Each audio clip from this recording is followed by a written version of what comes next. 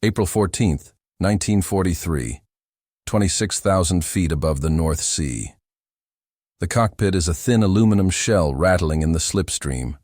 Frost creeps along the canopy edges like white veins, and Lieutenant James "Jim" Howell, 20th Fighter Group, tightens his gloved grip on the control yoke. His breath fogs instantly, even with the oxygen mask sealed tight. Ahead of him, the formation of B-17 flying fortresses crawls east toward Germany. 4 engines each, silver skins glinting in the sun, slow, exposed. Jim glances at his engine gauges again, oil pressure steady, manifold pressure holding. Behind him, twin Allison V-1710 engines howl in perfect sync, their turbochargers screaming like restrained animals. This is the altitude where most fighters choke. The Luftwaffe knows it. They always wait up here. Jim scans the sky, eyes burning from oxygen and glare. Then he sees it, dark specks rising from below, climbing fast. "Bandits, 2 o'clock low, multiple," crackles over the radio.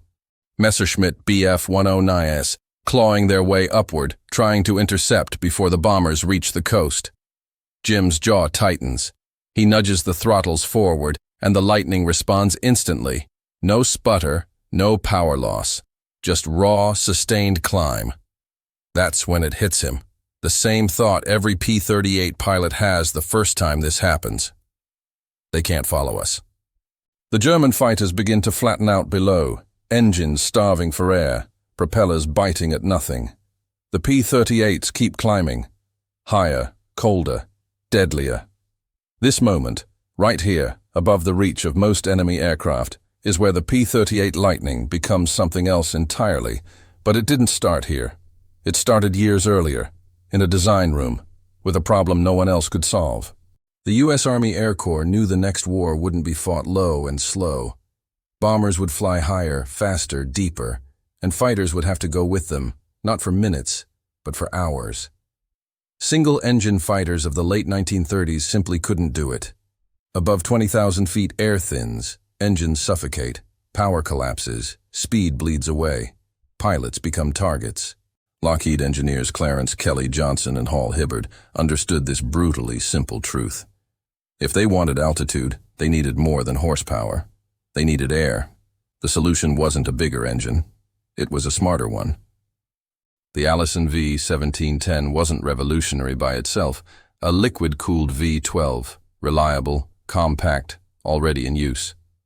But Lockheed paired it with something few fighters had ever used effectively, a turbocharger, mounted not on the engine, but deep in the aircraft's twin booms. Exhaust gases spun a turbine. The turbine compressed incoming air. The engine breathed normally, even when the sky tried to suffocate it. This wasn't theoretical. At altitude, where other fighters lost half their power, the P-38 lost almost none. But this design choice came with consequences. The aircraft grew large, twin booms, long wings, heavy systems. On paper, it didn't look like a dogfighter. Some pilots called it strange, others called it ugly. The British took one look and passed. The Germans dismissed it as oversized and complex. Then the war expanded. By late 1942, American bombers were reaching deeper into occupied Europe and dying there. Escort fighters like the P-47 Thunderbolt could climb high, but not stay long. Fuel ran out. Pilots turned back. The bombers went on alone. Losses mounted. That's when the P-38 arrived in force. At first, pilots struggled. Compressibility issues at high speed, heavy controls, engines that demanded discipline. The Lightning punished sloppy flying, but once mastered, it revealed its true nature. At altitude, it was untouchable. The turbochargers whined as pilots pushed into thin air where contrails formed instantly behind wings. German radar controllers began reporting American fighters where none should exist, above bomber streams, not below them. Interception plans failed. Luftwaffe pilots climbed until their engines coughed and overheated. The P-38s waited above them, patient, unseen. Then they dove. Twin engines meant safety over water. Twin booms meant stability at high speed. Concentrated nose-mounted firepower meant no convergence guessing, just point and kill. The Lightning became an executioner from above. And it wasn't just Europe. In the Pacific, distances were vast, altitudes were brutal. Heat below, ice above. Japanese aircraft like the A6M0 were agile, deadly, but fragile, and dependent on low-altitude maneuvering. The P-38 didn't play that game. It climbed above the Zero's comfort zone. It attacked with speed, firepower, and altitude advantage, and it could chase far. So far, in fact, that on April 18, 1943, it would be chosen for a mission no other fighter could complete. But that moment is still ahead. Right now, over the North Sea, Jim Howell watches the Messerschmitts break off below him. The bombers press on. The radio fills with clipped, calm voices. The P-38s form a protective halo above the formation, high-altitude guardians, riding the thin air. The Allison engines don't falter. The turbochargers don't quit. And for the first time, American bombers are not alone at the top of the sky. April 18th, 1943, 400 miles southwest of Guadalcanal. The sun is barely up when Major John W. Mitchell studies the fuel calculations one last time. The numbers are brutal. There is no margin, no alternate field, no second chance. If they misjudge by minutes, they will ditch into the Pacific and disappear. 16 P-38G Lightnings sit on the coral runway, engines already idling, turbochargers coughing rhythmically. Each aircraft carries drop tanks pushed to the absolute limit of safe weight. The pilots know the target, but not the name of the man inside the aircraft they are hunting. They only know this: he must not land alive. The intelligence intercept had been a miracle. A decoded Japanese naval message detailing the exact flight plan of Admiral Isoroku Yamamoto, architect of Pearl Harbor. Departure time, route, altitude, speed. The problem wasn't finding him. The problem was reaching him. No single-engine fighter in the Pacific had the range. No bomber could intercept at the required altitude and speed. Only one aircraft could fly out, wait at altitude, strike, and return. The P-38. At 070, Mitchell signals the launch. One by one, the Lightnings roll forward, twin Allisons roaring as the turbochargers spool up.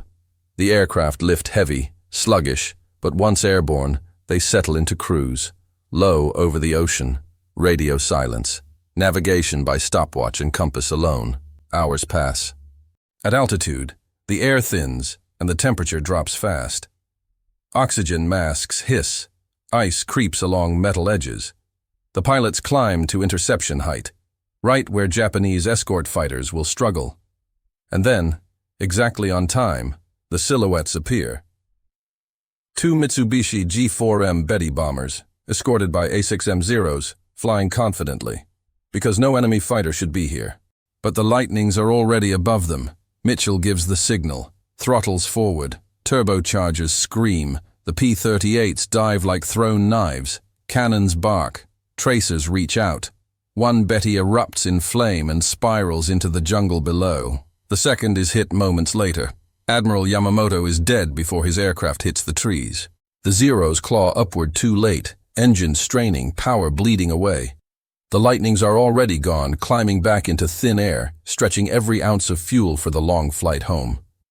When the surviving pilots land hours later, engines sputtering dry, they understand something profound. This mission was not bravery alone. It was engineering. Back in Europe, the pattern repeats. By 1943, Luftwaffe pilots are learning to fear a sound they can't quite place. A distant, high-pitched whine above contrails. The turbocharger's scream carries differently in thin air.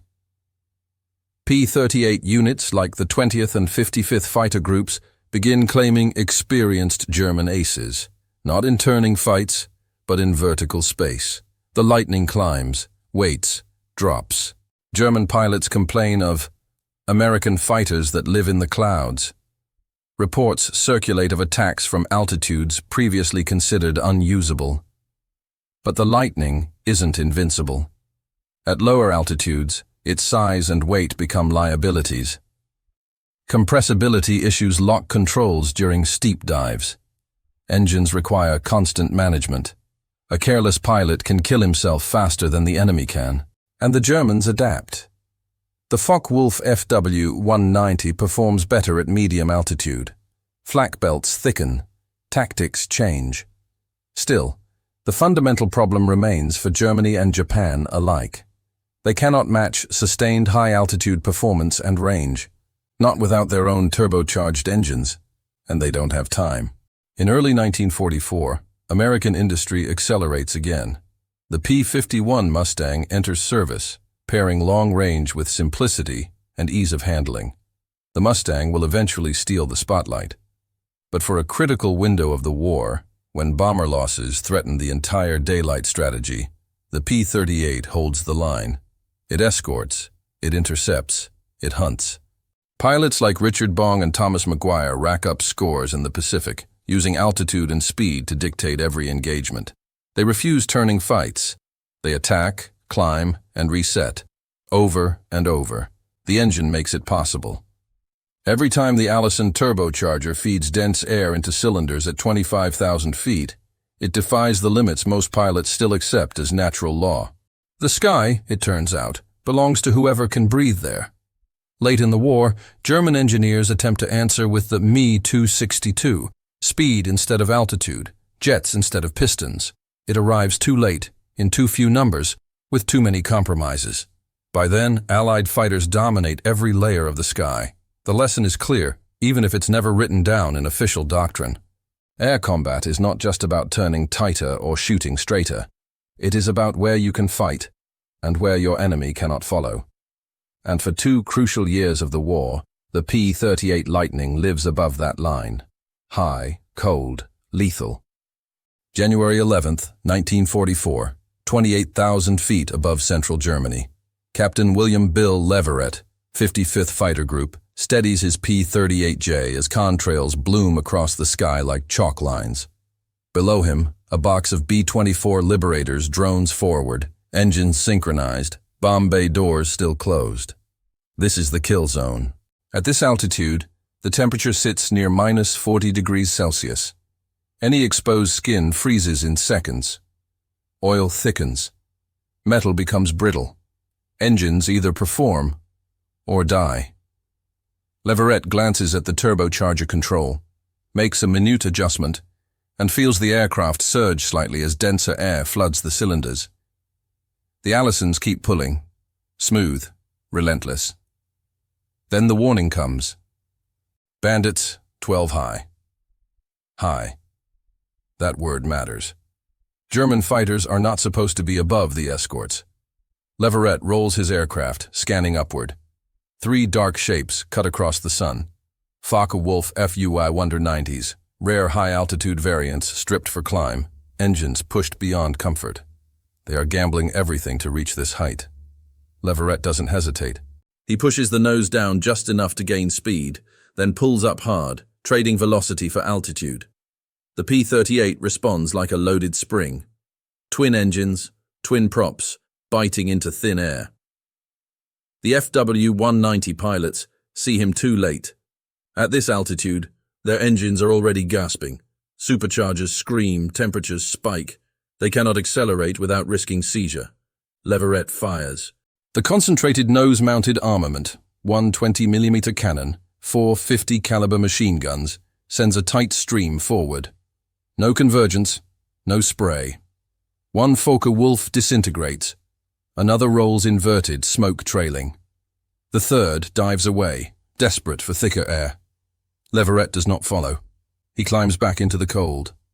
This is how the P-38 fights best, choosing when and where violence happens, then leaving before the enemy can respond.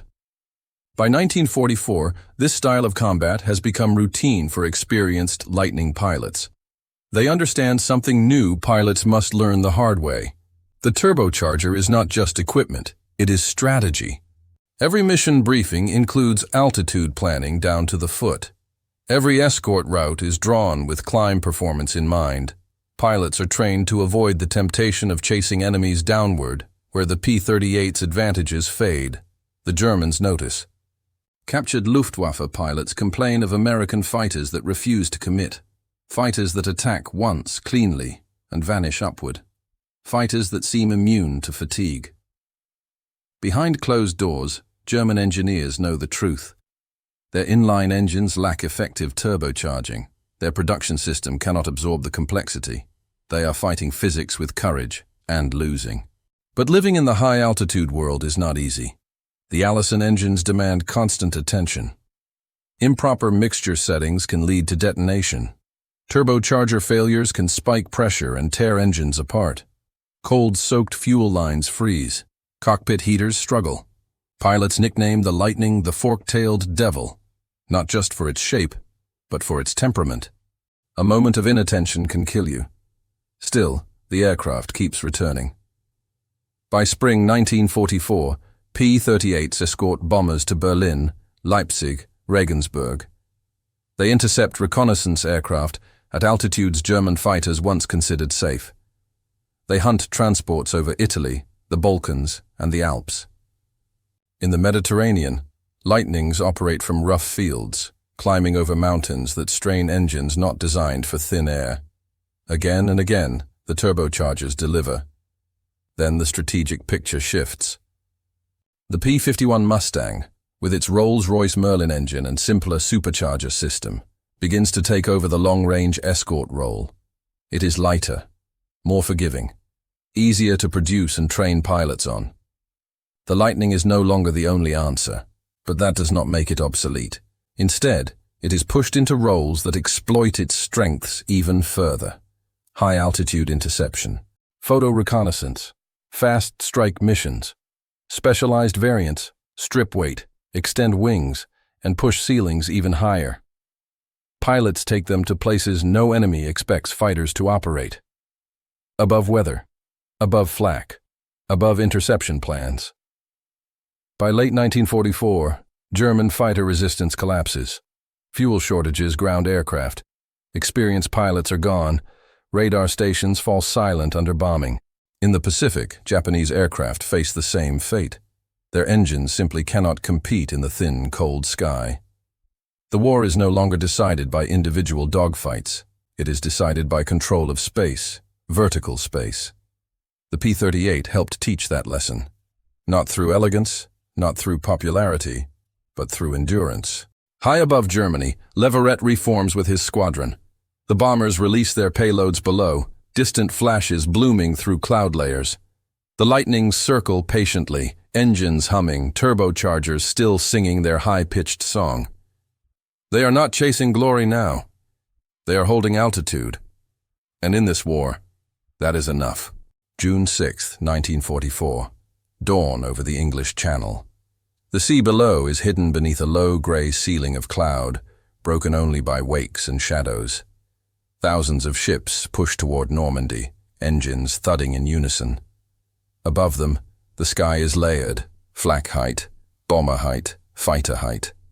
And above that, where the air is thin and merciless, P-38 Lightnings are already waiting. Major John C. Loisel, 474th Fighter Group, levels off at just over 27,000 feet. His oxygen line hisses steadily. The cockpit is numbingly cold, the kind that creeps into bones and never leaves. Below him, invasion air traffic swarms. C-47 transports, gliders, medium bombers, naval patrol aircraft. Chaos. Up here there is only silence and contrails. This is where the Lightning still matters. The Luftwaffe's response to the invasion is fragmented and desperate. Fuel is scarce. Pilots are inexperienced. Aircraft climb late, often without proper vectoring. Many never reach altitude before Allied fighters find them. For the few German aircraft that do manage to climb high enough, the problem remains unchanged from the previous year. Their engines are suffocating. Loisel spots movement above the cloud deck, a pair of Ju-88 reconnaissance aircraft attempting to photograph the beaches. They are flying high, counting on altitude for safety. It doesn't work. Loisel eases the throttles forward. The Allisons respond immediately, turbochargers pushing dense air into cylinders that would otherwise be starving. The P-38 accelerates cleanly. The Ju-88 crews never see him. One burst, one engine flames out. The aircraft rolls and vanishes into cloud. The second turns away, descending hard, abandoning its mission. Information is power on D-Day, and today, altitude denies it to the enemy. By mid-1944, this pattern is everywhere. In France, over Italy, above the Philippines. The P-38 is no longer the star of recruiting posters, but it is everywhere the air is thin and unforgiving. Reconnaissance variants fly higher than flak can reach. Interceptors loiter above expected enemy routes. Enemy pilots begin avoiding certain altitudes entirely, not because they are forbidden, but because they are dominated. Captured German intelligence summaries reveal a shift in thinking. High altitude is no longer assumed to be safe. It is now contested space, and contesting it requires engines that can breathe. Japan faces the same reality. The arrival of the B-29 Superfortress forces intercepts at altitudes few Japanese fighters can reach effectively. The P-38, operating from island bases, becomes one of the few Allied fighters capable of climbing into the bomber's world and escorting or intercepting at those heights. Again, the Allison engines do not care what theater they are in. Air is air. Physics is physics, but the cost is constant strain. Maintenance crews fight the cold, corrosion, and complexity of the turbo systems. Wastegates seize, ducting cracks. Exhaust heat warps metal. Every mission demands inspections that take hours. The Lightning is never simple, yet commanders keep requesting it. Because when altitude matters, when weather, flak, or distance pushes combat into the upper sky, nothing else consistently shows up. Pilots learn to trust the engines the way sailors trust hulls. They listen to changes in pitch. They feel vibration through the frame. They know when to push and when to back off. Those who respect the machine survive. Those who don't. By late 1944, the air war is effectively won. The Luftwaffe is grounded more often than it flies. Japanese air defenses fracture under relentless pressure. The Allied advantage is no longer just numerical. It is vertical. The sky has layers now, and the top layers belong to those who can stay there the longest. The P-38 helped build that reality, not alone, but first. As winter approaches, Major Loisel brings his Lightning down through cloud layers toward an English airfield. Ice rattles loose from the wings. The engines wind down reluctantly, turbochargers finally silent. On the ground, newer fighters sit warming in dispersal areas. Faster, sleeker, easier. But Loisel looks back at the fork-tailed silhouette as he climbs out of the cockpit. He knows what it did and where it lived when the war was still undecided, above the world, where engines either breathed or died. March 1945, somewhere over southern Germany. The war below is collapsing. Columns of refugees choke frozen roads. Rail yards burn day and night. Cities are reduced to grids of smoke and rubble. From the ground, the sky is a constant, distant roar. Engines passing overhead, unseen. High above it all, a lone P-38L Lightning cruises at altitude, its silver skin dulled by months of hard use. In the cockpit, First Lieutenant Charles Chuck Reynolds watches the horizon with tired eyes. He has been flying combat missions for nearly a year. The fear is different now, less sharp, more constant. The radio is quiet. There is almost nothing left to fight. And yet, the Lightning is still here, still doing what it was built to do. Reynolds adjusts mixture and turbo controls by instinct. He barely thinks about it anymore. The Allison engines respond like old companions, their rhythm familiar even through the insulated helmet. This altitude once felt unnatural. Now it feels routine. Below him, far beneath contrails and cloud layers, Germany's last fighters sit grounded, victims of fuel shortages, pilot losses, and engines that cannot survive where Reynolds lives. The air war has moved upward, and the enemy never followed. By the final months of the war, the lesson is undeniable to everyone who studies it. Aircraft do not dominate the sky because they are faster or prettier. They dominate because they can exist where others cannot. The P-38 Lightning was not perfect. It was demanding, unforgiving, sometimes dangerous to its own pilots, but it forced the air war into a realm where industrial capacity and engineering mattered more than individual brilliance. The Allison V-1710, paired with its turbocharger, was the heart of that shift. It allowed sustained power at altitudes once considered impractical. It enabled escort missions that erased safe zones. It made interception a matter of patience, not desperation. It changed planning rooms before it changed cockpits. Enemy commanders stopped asking, "How do we fight them?" They began asking, "How do we reach them?" And too often the answer was simple: they couldn't. After the war, reports are written. Data is compiled. Engineers move on to jets, to afterburners, to pressurized cabins, and entirely new concepts of flight. The Lightning fades from frontline service quickly. It does not become a symbol like the Mustang or the Spitfire. It is complex to explain, hard to romanticize. 2 engines, 2 booms, too many systems. But pilots remember. They remember the moment when other fighters fell away beneath them, when contrails formed and engines still pulled, when altitude stopped being a limitation and became a weapon. They remember living in a part of the sky the enemy feared.